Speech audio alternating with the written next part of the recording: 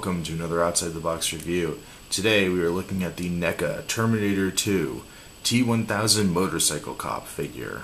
Very excited to get my hands on this guy. I've been looking forward to him coming out ever since we got the other T-1000 figures last year. I think it's been almost a year, probably over a year by this point, of waiting for this guy to come out. But you have to have him to complete your Terminator 2 display. We have a couple Steel Mill Final Battle Arnold Schwarzenegger figures, and we were lacking the motorcycle cop. So very, very happy to have him. And as always with NECA, he is a superb figure. Detail, the quality, everything's just wonderful. Very excited about this guy. Take a look at his accessories first. He has... Man, I lose total man credit here. I don't know what kind of gun this is. Some kind of little handheld, I don't want to say some kind of handheld machine gun. I'm sure somebody's going to be like, man, you are stupid. Why don't you know what kind of gun that is? Well, I was going to say it's a cool gun. Very nice sculpt on it. And makes me very happy to see this because the past, well, I guess we've only had two T-1000s and only one of them's come with a gun before, and that was the same one this one also comes with. The little pistol. Which isn't going to do jack shit.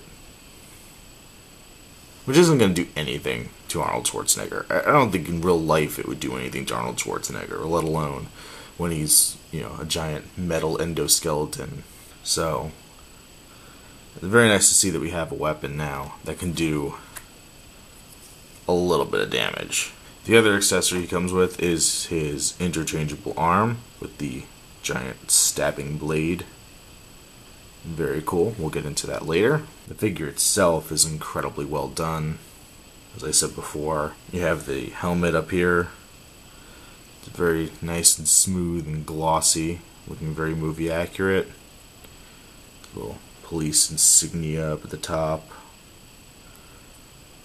His big mirrored sunglasses, a must for any cop, honestly. The strap for the helmet down there. I mean, really impressive that they got the Robert Patrick likeness shining through on this figure, seeing that so much of his face is covered up. And it's really impressive on their part. And the helmet isn't just like a total cover of the head. You can see back here, you can make out the back of his hair coming out of the back here, so very nicely detailed. Now this T-1000, I believe, is a completely new sculpt from anything we've had before. I don't think it shares any parts with its predecessor. The upper torso is a jacket as opposed to just the shirt that he had in the past. I was trying to tell if they Nightmare on Elm Street did this with just the old upper torso with a jacket put over top, but this feels like it's just a solid sculpt, so it's not like a rubber piece over top. Sleeves are nicely done. You can see the Los Angeles Police logo on the side here. Very highly detailed and really cool to see little things like that. And the sleeve comes out and it looks totally accurate. The hands at the end here, even without a weapon, they look really nice. And I would assume these hands are just standard as they've used in the past for the T-1000, so you could probably switch out any other hands you wanted for them from the previous lines into here. Got the badge on his jacket there, all the little pockets and things. The belt, I think the belt may be the only reused piece on this figure. So I guess I did lie. I think this is the one part that got reused. But it's a pretty simple piece. It's nicely detailed as always.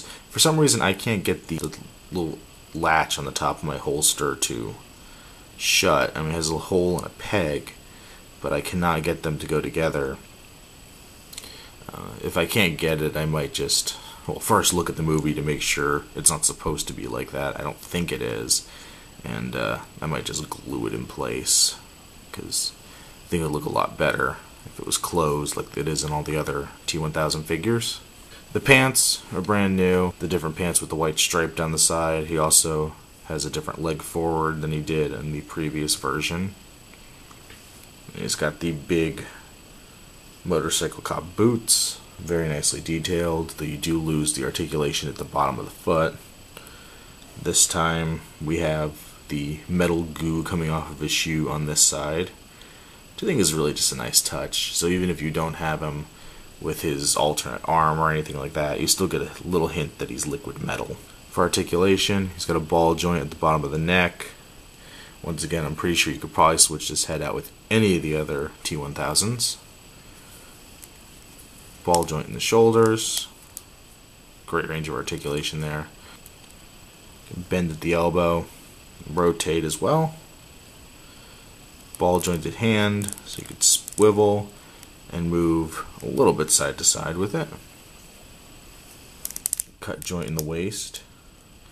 And while I said they took the ankle articulation out, they have given us interesting little knees, because his actual knee is right here. But you could bend the boot down here. That's where the boot starts. And you could swivel it as well.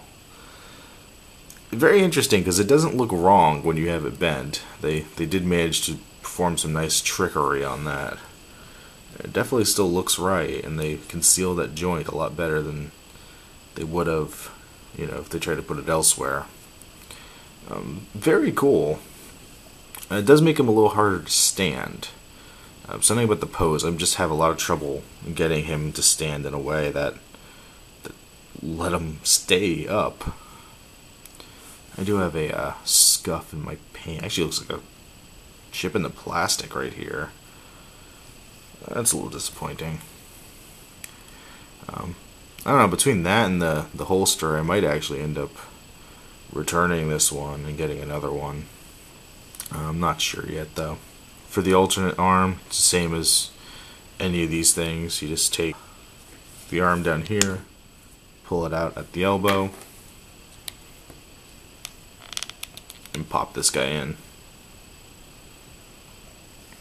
It looks pretty nice. I think it would translate to any of your T-1000s. They didn't really bulk it up here, so I think it would work out for any of the elbow joints, which would be nice. I really like the customization factor you get with these T-1000s. It's very cool. If we're bringing a quick comparison to the Galleria T-1000, you can definitely see the differences in the sculpt and all that. But it definitely does look like it's the same character, which makes it really nice. I think they're going to look great on the shelf together. And once again, just like with the Tech Noir Terminator figure, I'm definitely going to recommend this guy. It's a very nice figure, very highly detailed, very well made from what I can tell so far in having it. Definitely would be cool to see, I know they're not doing an exclusive for Terminator this year, but it almost would be cool to see in the future NECA doing con exclusive for the scene where he's in the helicopter driving it. I think it would just be kind of cool to have the gun in two hands and then to have the third arm coming out of his chest so that he can drive. I think that'd be kind of a cool con exclusive. But maybe that's just me being a total Terminator nerd. Definitely worth picking this guy up. Like I said, I highly recommend getting him. Very cool figure. This has been another Outside the Box review. Stay tuned for more to come.